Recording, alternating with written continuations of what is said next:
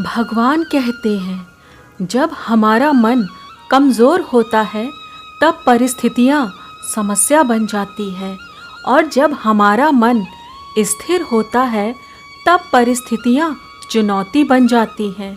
लेकिन जब हमारा मन मजबूत होता है तो यही परिस्थितियाँ अवसर बन जाती हैं। लेकिन कुछ लोग अपने जीवन से जब परेशान हो जाते हैं बहुत ही ज़्यादा, तो वो अपने आप को ख़त्म करने तक का विचार ला देते हैं। एक बार एक लड़का अपने जीवन से परेशान होकर खुद को ख़त्म करने जा रहा था। आत्महत्या की सोच उसके मन में आ गई थी। तो आखिरी बार भगवान को याद करता है और कहता है, अब तो कुछ भी नहीं बचा है इस दुनिया में मेरे लिए, मैं परेशान हो गया हूँ।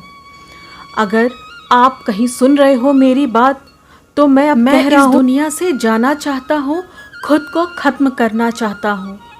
तभी भगवान उसके सामने प्रकट हुए और बोले, रुको वत्स, पहले मेरी बात सुन लो।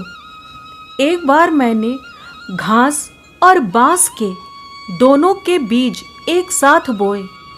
प्राकृतिक के रूप में मैंने दोनों की देखभाल, सिंचाई, पालन पोषण सब कुछ किया, पर कुछ ही दिनों में घास के बीज में अंकुर फूटा और घास उगने लग गया।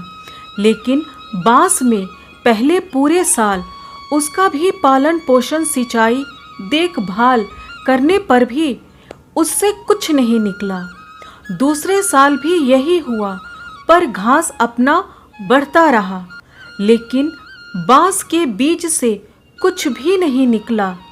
तीसरे साल भी यही हुआ वत्स, मैंने लगातार देखभाल, सिंचाई उसी तरह बिल्कुल उसका भी किया, लेकिन चौथे साल बांस के बीज से अंकुर तो फूटा, जो घास के मुकाबले बहुत छोटा था, लेकिन मात्र 6 महीने में वो 100 फीट लंबा हो गया। दरअसल 3 साल बांस ने 100 फीट लंबाई ऊंचाई को संभालने के लिए अपने जड़ को मजबूत और विस्तार में लगाए थे। भगवान ने कहा, जब उस 3 साल मैंने बांस के बीज का पालन पोषण करना नहीं छोड़ा, तो तुम्हें कैसे छोड़ दूंगा वत्स। कहने का मतलब ये है कि हर इंसान अपनी सफलता में समय लेता है। सबके अलग अलग परिस्थितियां हैं, विचार हैं, उसकी वाणी है, स्वभाव है, कर्म है, आसपास का माहौल है जो समय मांगता है। इसमें कई तरह के रास्ते में परेशानियां होती हैं जो आपको समझदारी से उसे पार करना होता है। ये सब में समय लगता है।